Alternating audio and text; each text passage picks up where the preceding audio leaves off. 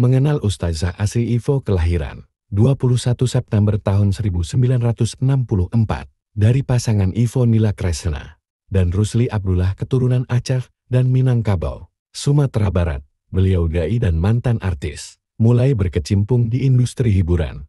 Sejak usia 5 tahun, pada tahun 1970, Astri memulai debutnya lewat film Samil dan Dasima pada tahun 1970. Pada usai belia itu, dia banyak membintangi berbagai judul film hingga era tahun 2000-an. Beberapa filmnya yang terkenal yakni Tabah Sampai Akhir tahun 1973, Bone dan Nancy tahun 1974, Bunga Cinta Kasih tahun 1981, Lembah Duka tahun 1981, dan Kerikil-Kerikil Tajam tahun 1984, dan era tahun 2000-an. Astri yang mantap berhijab, banyak bermain dalam sinetron-sinetron bernuansa religi, seperti Hidayah, Rahasia Ilahi, Hamba-Hamba Allah, Titipan Ilahi, dan Insya Allah Ada Jalan. Astri Ivo merupakan putri dari penyanyi Indonesia era tahun 1960-an, Ivo Nila Kresna, dan pada kuliah di Jerman, di sanalah beliau mengakhiri masa lajangnya. Astri Ivo menikah dengan tambatan hatinya Daryola Yusar Yahya, yang merupakan adik dari aktris Soraya Peruca, pada tahun 1986. Beliau sejak berkeluarga banyak memperdalam ilmu agama Islam dan memutuskan untuk berhijab. Dan sejak meninggal dunianya suami pada 11 Juli tahun 2021, beliau hijrah meninggalkan dunia hiburan fokus berdakwah. Simak tausiah beliau. Syukur dengan nikmat sehat, nikmat sila ukhuwah, nikmat sempat. Banyak orang sulit untuk bersyukur karena nggak ada iman atau pura-pura beriman. Ada orang yang mengaku lisannya mengucapkan Tuhannya Allah, tapi yang diikuti bukan Allah. Bahkan suka suuzon, bahkan menggunakan nikmat untuk maksiat. Maling-maling tuh sehat-sehat loh Bu. Sebelum lanjut jangan lupa like, subscribe, share dan tekan tanda loncengnya. Bismillahirrahmanirrahim. Yang saya cintai para ulama, para ustadz, para ustazah, bunda-bunda, ayah-ayah saleh-salehah, dan juga ada anak-anak yang datang ikut ngaji, ya sejak kecil diajak bundanya mengaji, nanti besarnya jadi pemimpin orang-orang yang bertakwa. Juga para panitia yang sudah 7 hari 7 malam nggak tidur, acara ini terlaksana, dan semoga semua kita disayang sama Allah. Assalamualaikum warahmatullahi wabarakatuh. Alhamdulillahirabbil alamin, wassalatu wassalamu ala asrafil anbiya wal mursalin sayyidina Muhammadin wa ala alihi wa ashabihi ajmain, amal ba'du. Ar-Rahman alamal Qur'an, khalaqal insan alamahul bayan. Subhanaka la ilma lana illa ma 'allamtana innaka antal alimul hakim. Rabbi zidni ilma. Alhamdulillah, segala puji bagi Allah yang begitu cinta kepada kita. Begitu banyak nikmat-nikmat yang Allah curah-curahkan yang gak mungkin sanggup kita menghitungnya ya Bapak Ibu ya. Dan nikmat yang termewah, nikmat yang termahal, nikmat yang kita gak bisa beli dengan dunia sama isinya. Nikmat apa Bu? Nikmat apa Pak? Nikmat iman. Karena tanpa iman banyak orang sulit untuk bersyukur. Syukur dengan nikmat sehat, nikmat sila ukhuwah, nikmat sempat. Banyak orang sulit untuk bersyukur karena nggak ada iman atau pura-pura beriman. Ada orang yang mengaku lisannya mengucapkan Tuhannya Allah, tapi yang diikuti bukan Allah. Bahkan suka suuzon, bahkan menggunakan nikmat untuk maksiat. Maling-maling tuh sehat-sehat loh Bu. Ya, Zionis tuh sehat-sehat semuanya Pak. Tapi nikmat sehatnya dipakai maksiat. Semoga Allah mampukan kita bersyukur, karena bersyukur inilah inti dari kita mampu Allah masukkan ke dalam surganya. La isakartum la azidannakum. Kalau kita bersyukur maka Allah akan tambah nikmat kita. Tapi kalau kita nggak bisa bersyukur, walaupun kita memuji Allah, tapi hati kita tidak memuji, tidak menggunakan nikmat di jalan taat, maka akan bahaya. Karena itu pentingnya kita datang ke kajian ilmu. Bapak, Ibu, anak-anak bunda, tahu nggak kalau kita sholat nih, kita digodain sama setan berapa orang? Berapa setan? Kok berapa orang? Berapa setan yang goda kita? 1. Kalau kita ke pengajian, Bu, mereka panggil 70.000 pasukannya untuk kita menggagalkan kita datang ke pengajian. Kalau udah datang juga dipakai untuk selfie-selfie dan gak lurus niatnya.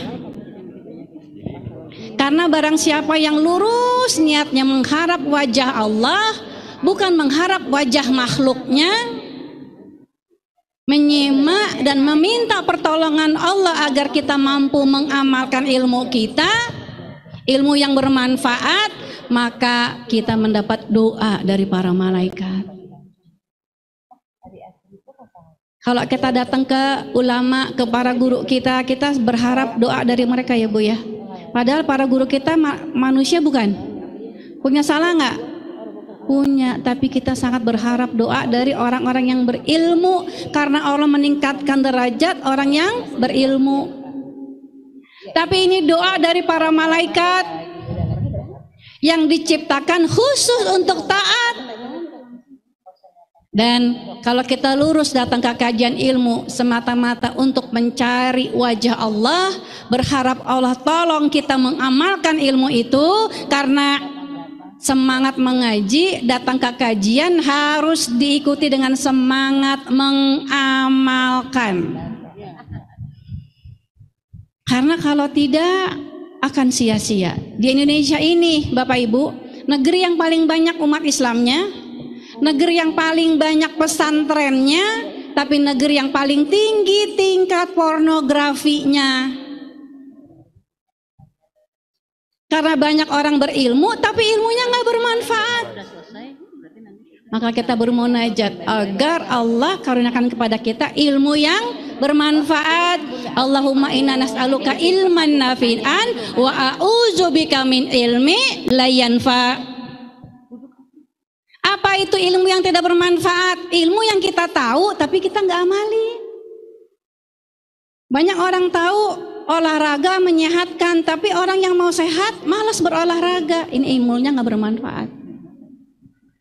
Ada banyak orang yang tahu bahkan hadis, hafal hadis, la targob walakal jannah. Jangan marah, tempatmu di surga. Tapi berapa banyak orang yang mau masuk surga tapi senang marah? Berarti ilmunya nggak bermanfaat. Nauzubillah.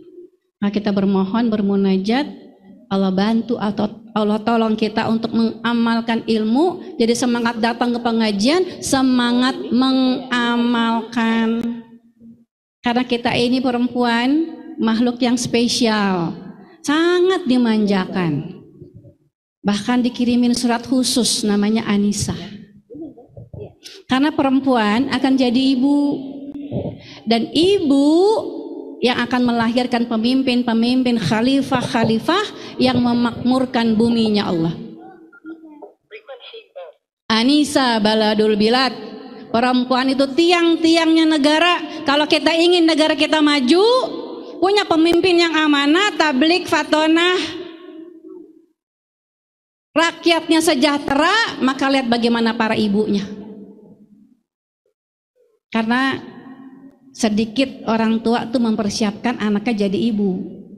Kebanyakan mempersiapkan anaknya jadi dokter atau insinyur. Tapi sedikit dari orang tua mempersiapkan anaknya jadi ayah, jadi ibu. Makanya Indonesia ini negeri fatherless country. Banyak anak-anak kita punya ayah tapi nggak berayah. Ayahnya gelap. Perginya waktu masih gelap. Pulangnya udah gelap. Anaknya ditanya, ayah mau mana? Gelap. gelap. Tapi insya Allah kalau kita datang ke kajian ilmu, nanti ibu bagi sama suami. Ya bu, jangan soleha sendirian. Karena suami kita jangan-jangan dengar khutbahnya cuma khutbah Jumat doang. Karena banyaknya tantangan, tugas yang harus diselesaikan. Tapi kita berdoa sebagaimana doa ibadur rahman.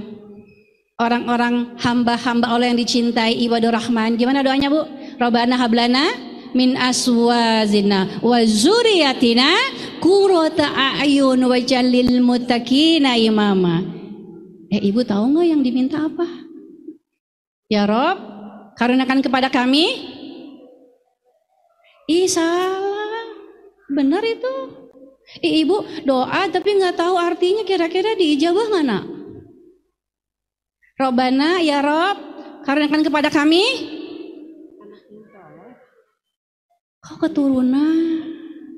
Kan doanya Robban, kok pemimpin? Mentang-mentang baru besok mau nyoblos.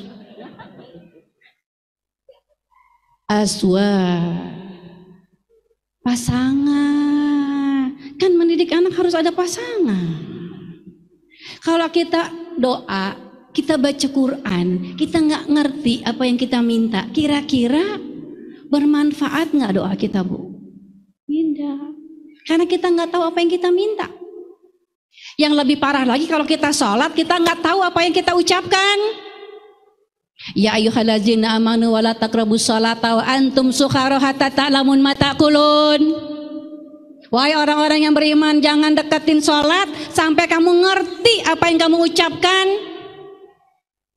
Walaupun asbabun nuzul turunnya ayat ini, surat An-Nisa ayat 43 untuk melarang khamar, dilarangnya minuman keras, tapi para ahli tafsir menjelaskan beberapa ketika orang sholat tapi dia nggak ngerti dia ngomong apa, maka dia seperti orang mabuk. Dia bilang, iyyaka na'budu wa iyyaka nasta'in ya Rabb, hanya engkau satu-satunya ilah. Ilah itu apa bu? Belum tentu. Ada orang yang lisannya bilang ilahnya Allah tapi yang diikuti bukan Allah. Yang diikuti mungkin profesinya, yang diikuti mungkin bahkan hawa nafsunya. Ara'aita man iftahaza ilahahu hawahu. Allah ingetin kita, pernahkah kamu melihat orang-orang yang menjadikan hawa nafsunya itu Tuhannya? Walaupun dia sholat, puasa, tapi puasanya kayak puasa ular, tahu bu? Ular puasa nggak bu? Puasa. Kalau habis puasa ular yang berubah apanya? Kulitnya. Jadi ada orang yang puasa yang berubah cuma baju lebarannya doang. Itu puasa ular. Beda sama puasa ulet ya nak ya. Ulet puasa nggak ulet? Puasa nggak ulet? Binatang yang buruk rupa menjijikkan, ulet puasa nggak? Puasa. Habis puasa jadi apa? Berubah jadi kepompong. Dengan puasa kepompong berubah jadi tuh kan katanya tadi nggak puasa. Ulat puasa. Sama kayak kita nanti insya Allah kalau Allah pertemukan kita dengan bulan Ramadan. Kalau ulat tuh bu berpuasa, berjuang. Bukan nungguin bedung. Di sini mah nggak ada ya insya Allah. Ada tuh kalau orang puasa itu bukaannya banyak, satu meja penuh. Jangankan udah beduk, masih sahur aja mikir, entar bukaannya apa ya, gitu. Terus gimana mau merubah dirinya? Mana perjuangannya? Mana perjuangan menahan hawa nafsunya, menahan lisannya, menahan anggota badannya? Makanya ada tuh ibu-ibu yang katanya sayang sama anaknya, tapi ngomongnya gini, ibu tuh sebenarnya sayang sama kamu. Anaknya bingung, katanya sayang tapi paha saya biru. Gimana nggak sayang, mungkin saya di ronsen kali. Puasanya nggak pakai ilmu. Maka kata Nabi, sungguh rugi, sungguh rugi, sungguh rugi orang yang bertemu dengan bulan Ramadan, dia tidak mendapat ampunan. Padahal Ramadan, Masya Allah, para sahabat bu, para sahibiyah itu 6 bulan mereka berdoa, ya Rob, pertemukan dengan bulan Ramadan. Ramadan, Masya Allah, zuhur kita beda, asar kita, maghrib kita, isya kita, subuh kita, Allah tingkatkan 70 kali derajat kemuliaannya. Itu hanya di bulan Ramadan. Dan ibadah-ibadah sunnah, Allah lipat ganda-gandangan pahala wajib selama dia berilmu. Jadi yang puasa tuh hatinya, jiwanya nggak seuzon dengan takdir Allah, nggak seuzon sama suaminya, nggak seuzon sama anak-anaknya, nggak seuzon sama tetangganya. Dia mampu makrifatun nikmat. Apa makrifatun nikmat? Mengidentifikasi nikmat. Masya Allah, punya anak, ya Allah, tapi yang dilihat nikmatnya, bukan ujiannya. Tapi dia sholatnya belang bonteng, tapi dia belum puasa, tapi dia suka jawab kalau saya ajak ngomong. Tapi fokus pada nikmat Allah, bersyukur dengan yang sedikit. Ingatkah ketika Nabiullah Ibrahim alaihissalam bukannya seorang rasul, tapi Khalilullah, kekasih Allah, bermunajat, Rabbi habli minas solihin, Rabbi habli minas solihin, Rabbi habli minas solihin. 70 tahun baru diijabah. Kita udah 70 tahun berdoa, mengeluh, suami saya nggak perhatian sama saya, suami saya tuh nggak punya waktu sama saya, anak-anak saya tuh semuanya nakal luar biasa. Padahal kalau kita mau bersyukur dengan yang sedikit dan cari ilmu, ingat Allah perintahkan kita pertama bukan sholat, bukan puasa. Untuk menjadi pribadi yang bahagia, kita harus punya ilmu. Maka perintah pertamanya, Iqra. Iqra itu bukan hanya membaca. Kalau Iqra hanya membaca namanya tadarus. Iqra itu mendapat ilmu lewat membaca. Kitabun anzalnahu ilaika mubarakul liyadabbaru ayatihi latazakkaru ulul albab. Karena Quran yang penuh berkah ini diturunkan agar kita mau memikirkan, belajar, menghayati ayat-ayatnya agar kita menjadi ulil albab. Mulai dari kita bangun sampai kita tidur, sampai kita bertemu dengan Allah. Kalau kita nggak mampu, ya Rob mampukan. Makanya kita tuh dikasih privilege, dikasih keutamaan, walaupun bukan Ramadan, walaupun bulan haram sebentar lagi melewati kita, tapi ada waktu-waktu yang ijabah. Ada sepertiga malam, ada waktu turunnya hujan. Orang-orang ibadur rahman itu bu, kalau hujan bukannya kesel jemuran belum diangkat, tapi langsung mengangkat tangannya, ya Rob, ya Rob, Allahumma sha'iwan nafi'an. Terus minta tuh, ya Rob mudahin suami saya, ya Rob mudahin anak-anak saya, ya Rob mudahkan saya jadi ibu yang saleha, ibu yang bukan hanya baik tapi juga asik. Karena Allah ajarkan kepada kita bagaimana cara mendidik mereka, bagaimana cara ngomong sama mereka. Bunda, ayah, ingatkah Al-Quran mengajarkan kepada kita gaya komunikasi? Ada ya kaulan kariman, ada kaulan ma'rufan, bab khusus mendidik anak, kaulan lain, kata-kata yang penuh cinta. Maka kita perempuan yang mampu mengajak seluruh anggota keluarga kita masuk surga sebelum masuk surga. Di mana? Di rumah kita, baiti jannati. Jadi rumah kita tuh Bu harus jadi sekeping surga di muka bumi. Kita belum pernah masuk surga, tapi Allah menjelaskan kepada kita bagaimana keadaan di surga. Jadi kita bisa mengidentifikasi rumah kita ini baiti jannati atau baiti nar.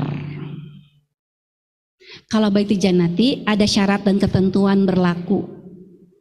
Keadaan di surga, keadaan rumah kita yang baiti jannati harus teduh, nggak boleh gaduh, nggak ada teriakan-teriakan. Tuh kan cepetan nanti terlambat. Itu buku PR-nya mana buku PR-nya?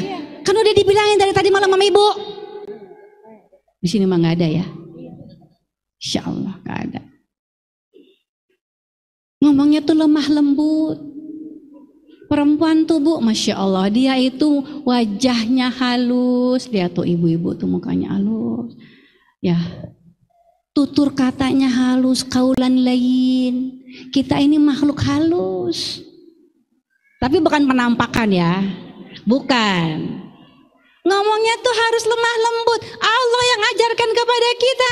Kalau baiti jannati, kalau rumahku itu surgaku, di dalamnya hanya bidadari, bukan nenek lampir.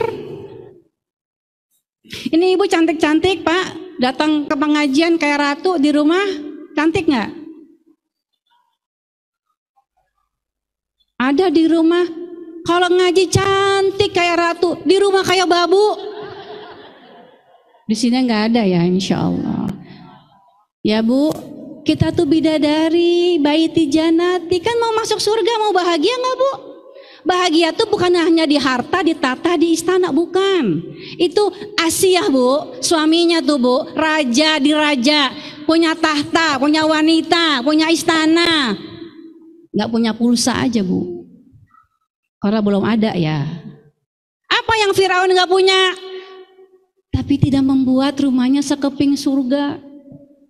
Lihat bagaimana ujian Asiyah, punya suami kayak Firaun tuh Bu, tapi tempatnya di istana yang dia sudah lihat sebelum wafatnya. Jadi jangan cengeng jadi perempuan tuh, habis suami saya kejam, kejaman sama Firaun. Suami saya tuh ngeselin mana sama Firaun. Firaun tuh bukan ngeselin Bu, dilempar tuh Asiyah Bu dari tebing. Firaunnya bingung, ini perempuan saya mau lempar dari ujung jurang, bukannya ketakutan nangis, malah tersenyum. Kenapa? Karena Allah sudah buka hijabnya. Allah kasih lihat, ini istanamu, tempatmu di sini. Makanya dia buru-buru, pengen buru-buru datang, pengen buru-buru sampai.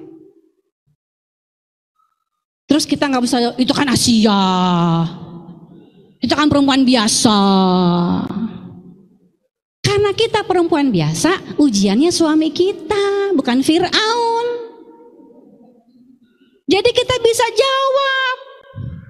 Karena kita diciptakan untuk diuji.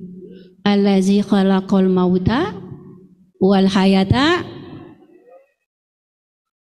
Ini kan udah nyambung dong ayatnya Bu, kan tiap malam udah dibaca. Allah yang menciptakan kematian dan kehidupan untuk apa? Untuk menguji kita. Siapa yang paling bagus amalnya, bukan yang paling banyak ahsanu amalan. Yang paling bagus amalnya. Jadi kita nggak usah banding-bandingan sama itu perempuan soleha pisan, ya Allah pinter. Saya mah gimana? Saya ini bidadari. Saya punya kesempatan yang sama mendapat ampunan dan mendapat rahmat. Sama. Selama kita punya ilmu. Iman itu apa Bu? Iman. Kalau iman cuma percaya, iblis juga sangat percaya sama Allah. Iblis itu Bu, hafal Quran, hafal hadis, tahu asbabul wurud, tahu asbabul nuzul. 4.000 tahun sebelum Nabi Adam diciptakan, kerjaannya sujud, kerjaannya sholat Bu. Tapi iblis nggak punya ilmu. Anna khairu minhu. mendingan saya gitu. Ini hati-hati nih kalau ada orang ucap mendingan saya. Nah, hati-hati itu. Yang ada di surga terlempar itu ke neraka jahanam. Cuman gara-gara ana khairum minhu, mendingan saya. Padahal lihat bagaimana amalnya. Maka ahsanu amala, iman itu ilmu. Ilmu tentang apa yang Allah mau. Karena ibadah bukan yang kita mau. Yang kita mau jam 3 atau malam tidur apa bangun? Ibu soleha pisan. Yang kita mau jam 3 pagi tidur atau bangun? Yang beneran ini kan sebenarnya belum punya ilmunya. Kalau dilihat dari hawa nafsunya, enakan tidur atau bangun? Tidur. Kenapa bangun? Karena punya ilmu. Sepertiga malam Allah turun ke langit bumi melihat mana orang-orang yang minta ampun aku ampuni, mana yang berdoa aku kabulkan. Ya masa mau dilewatkan kesempatan sebesar itu? Kalau ada uzurnya, selama nggak ada uzurnya bangun. Ya, kenapa Bu? Mau kemana? Oh silakan, silakan. Karena punya ilmu. Ibu kenapa nggak mau gibah? Gibah itu kan ngomong yang benar ya. Kalau fitnah itu kan dosa besar. Kalau gibah itu kan kayak itu sebenarnya Bunda Asri kecil banget orangnya ya. Itu gibah. Tahu dosanya kayak apa? Sama seperti dia berzina dengan ayah kandungnya. Kalau nggak punya ilmu tuh. Apalagi abis reuni itu, ternyata dia sekarang gemukan ya, gibah. Baru aja dapat pahala silaturahim, ternyata kan suaminya cerai, gibah. Itu bahaya yang nggak punya ilmu. Nanti Bu, banyak orang yang bangkrut. Kalau bangkrutnya di bumi, di dunia banyak yang nolongin. Nih ibu-ibu pada solehah semua nih, nggak bisa lihat orang susah. Tapi kalau di akhirat Bu bangkrut, nggak ada emas, nggak ada dinar, nggak ada dirham. Yang ada cuman pahala dan dosa. Banyak orang datang menghadap Allah dengan pahala haji, pahala umroh, pahala sedekah, pahala baca Quran, pahala puasa. Diambil pahalanya untuk orang-orang yang dia gibahi. Berapa banyak tuh yang kita gibahi, nauzubillah. Jadi iman itu ilmu. Dan ilmu itu harus disampaikan. Baligu ani walau ayah. Sampaikan dariku kata Nabi walaupun cuman 1 ayat.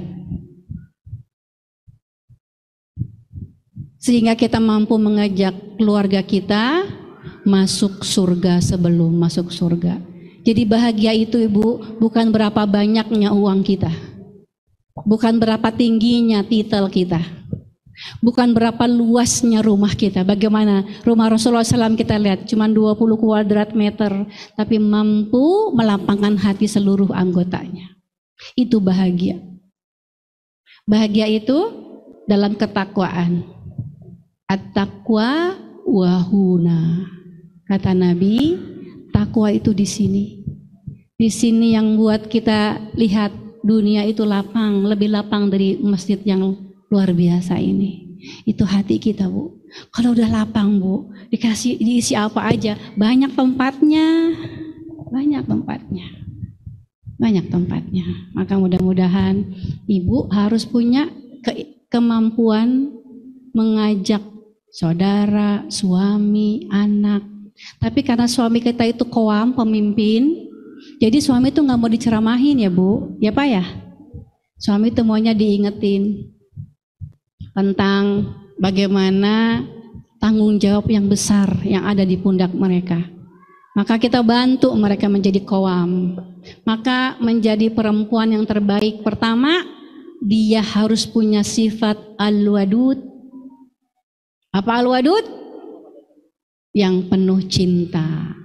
Lisan, gestur, Jadi jangan bilang cinta tapi mukanya cemberut.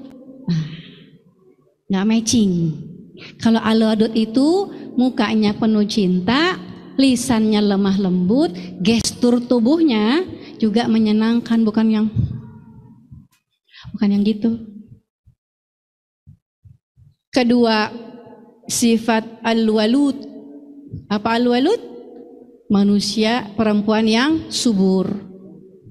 Tetapi ketika Allah berikan ujian, belum diberikan amanah anak-anak, bukan berarti dia tidak punya kesempatan menjadi perempuan yang terbaik sebagaimana Ummu Aisyah radhiyallahu anha. Enggak punya anak, tapi mampu menjadi salah satu perempuan terbaik. Perawi hadis yang terbanyak, cantik jelita, taat dengan Allah dan Rasulnya, khidmat kepada suaminya. Ya, Al-Walud ini bukan hanya subur, tapi mampu mendidik anak-anak yang menjadi khalifah. Dia boleh jadi dokter, boleh jadi artis, boleh jadi insinyur, tetapi hatinya harus tertambat ke masjid. Al-Muwatiyah. Apa Al-Muwatiyah? Perempuan yang hobinya mendengar, pendengar yang baik. Suaminya ngomong apa aja denger, nggak disela. Walaupun dia udah punya ilmunya. Suaminya datang, bu, ternyata ya saya baru dengar dari Pak Ustadz. Ternyata talabul ilmu faradatun ala kulli muslim. Ternyata tuh kita ngaji tuh wajib hukumnya. Nah kita tahu dari SMP, dari SD udah tahu. Jangan songong. Bapak baru tahu. Bapak baru tahu sekarang Pak. La ilaha illallah Pak, kemana aja? Jangan begitu. Ya. Tapi bersyukur, ya Allah Pak, makasih banget ya dikasih satu hadis, ya Allah berguna manfaat banget nih, saya jadi semangat ngaji, padahal udah tahu dari SMP. Itu Al-Muwatiyah. Al-Muwasiyah, apa Al-Muwasiyah? Perempuan yang sigap, siap membantu suaminya, ada di sebelah suaminya dalam keadaan lapang dan dalam keadaan sempit. Waktu COVID tuh kan banyak suami-suami yang gulung tikar ya, yang usahanya terjun bebas. Apa kata suaminya, Bu, ibu pulang ke rumah ibu aja ya, ke rumah orang tuanya karena kita udah nggak ada pemasukan lagi. Apa kata suami Al-Muwasiyah, kata istri, tenang Pak, saya akan ada di sebelahmu dalam suka dan duka. Terus gimana, kita tuh kurang pemasukan, tenang.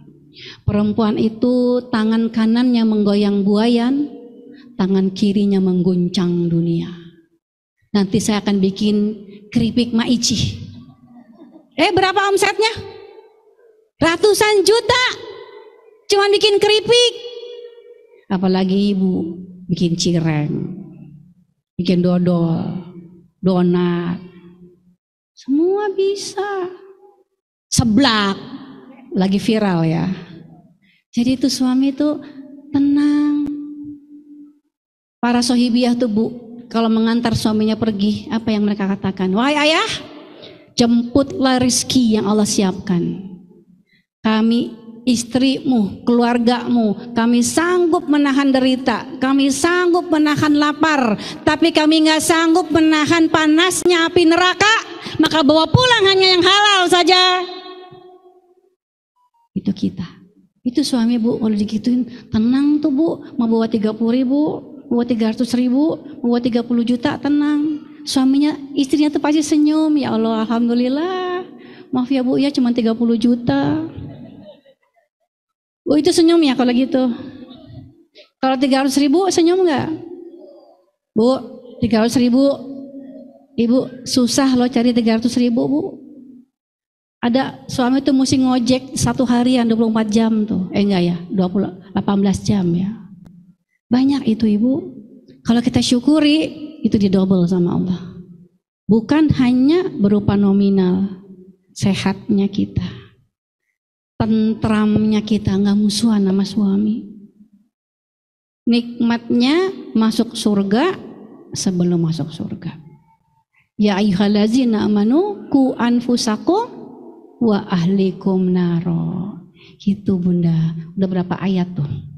Berapa hadis yang saya sampaikan? Mudah-mudahan ini ibu-ibu mencatat, ini ibu-ibu solehah semua nih, yang langsung ngamalin hadis. Ikat ilmu dengan catatan, langsung dicatat semuanya. Tuh, Masya Allah. Kenapa? Karena suka lupa, ya nggak Bu? Yang nyatat aja lupa. Apalagi yang nggak nyatat, insya Allah lupa.